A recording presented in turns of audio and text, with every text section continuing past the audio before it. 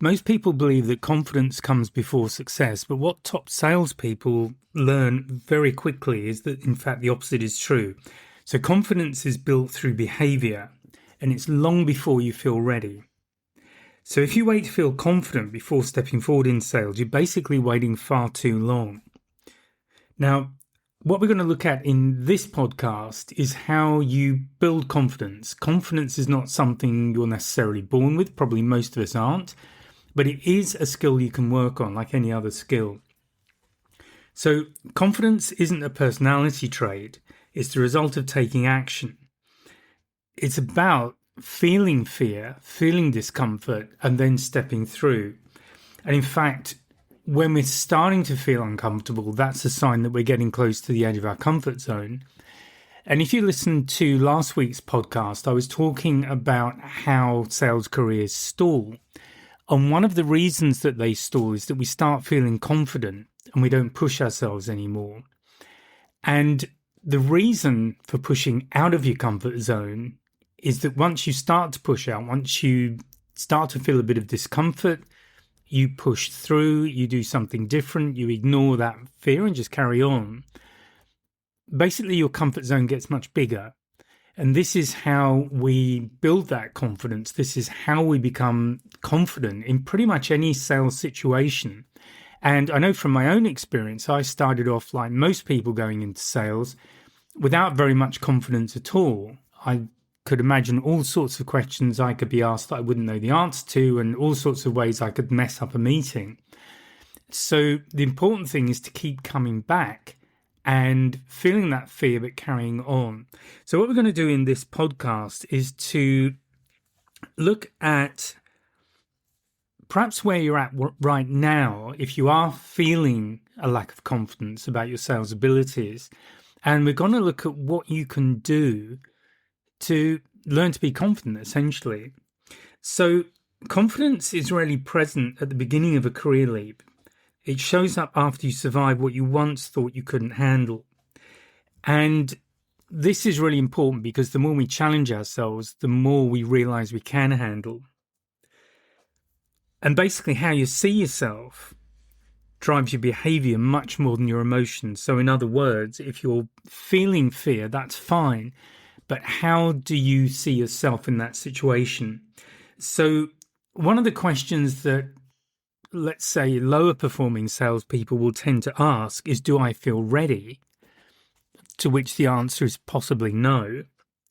Whereas top salespeople will ask the question, who do I need to become?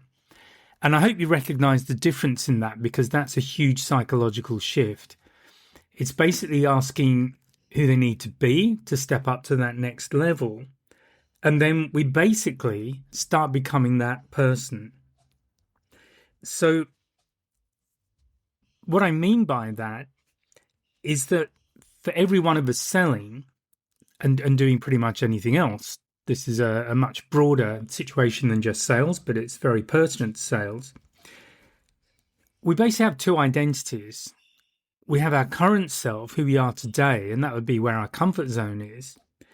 And then we have our future professional self. In other words, the salesperson we want to be, maybe somebody we admire in sales who's very confident, very assured, can pretty much handle anything. And that can be our future professional self, aspiring to meet that level of competence. So where careers stall, which is what I spoke about last time, is where the salesperson protects their current identity. In other words, they stay as they are. And that then immediately limits what you're able and capable of handling. As you move your career forward, you expand your current self and you get closer and closer to that future professional self.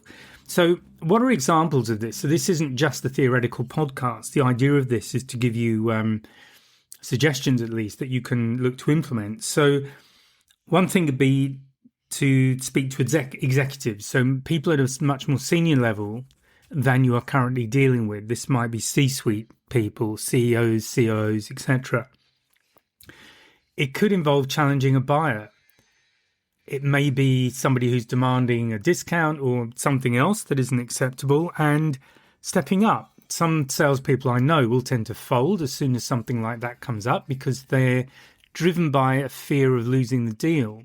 So again, this is all down to mindset and how you approach things. Another way of stepping up is to own the room. It's well known that, as the old story goes, that if you're at a funeral, most people would prefer to be in the casket than actually giving the speech. And stepping through that fear can also be very powerful. So own the room, step up, particularly if you're not somebody who likes public speaking. And leading a deal is another good one. So as salespeople, we are leaders, and as we get more senior in our sales role, let's say, and this is certainly a part of expanding as a salesperson, those leadership skills become stronger. We become much more of a leader in bringing the sale in.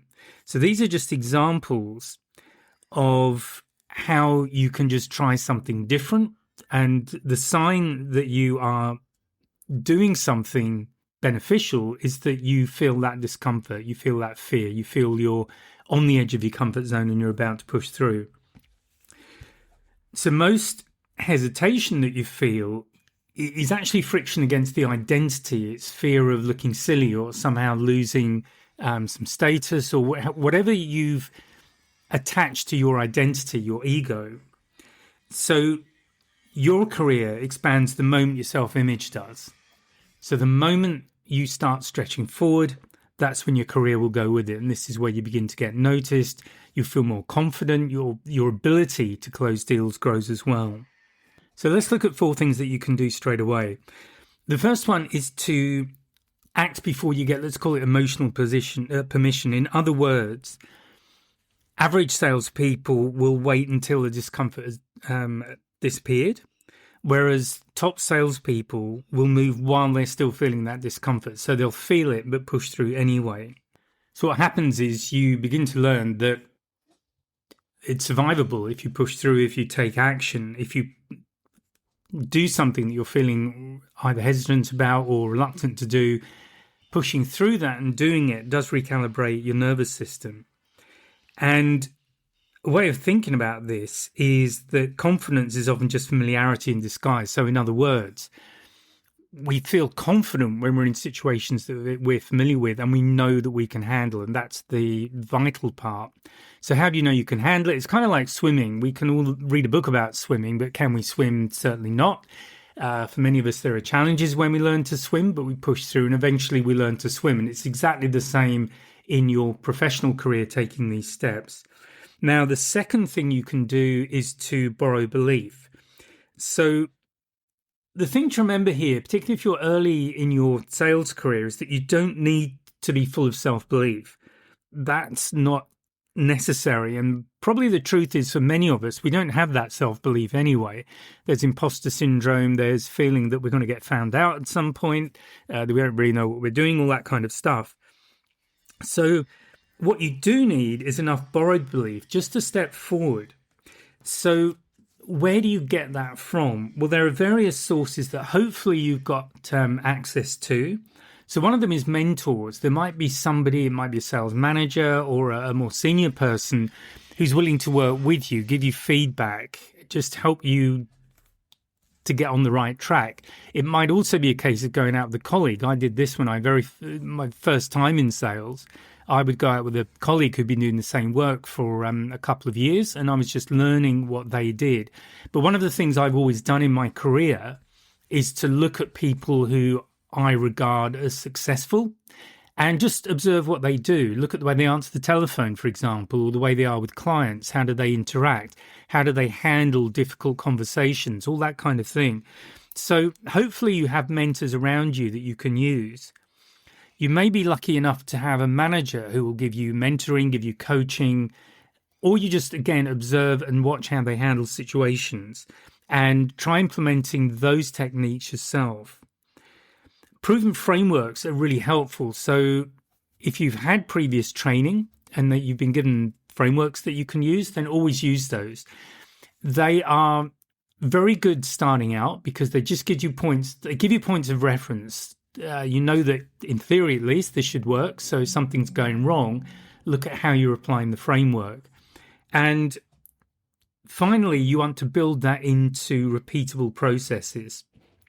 So again, this might be when it comes to qualifying. So your qualifying technique, what are the questions you're using? What are the key questions to allow you to identify people who are worth spending time with? It might be in running a meeting. How do you run the meeting with a client? What's the discovery phase? And if you don't know what that is, listen to some of the earlier podcasts or even take my online course. So look at structures that you can use because they'll reduce the discomfort because they'll be familiar and they give you things to fall back on. And as you get familiar with them, you will start using them as second nature and your confidence will rise. So basically uncertainty shrinks, confidence rises.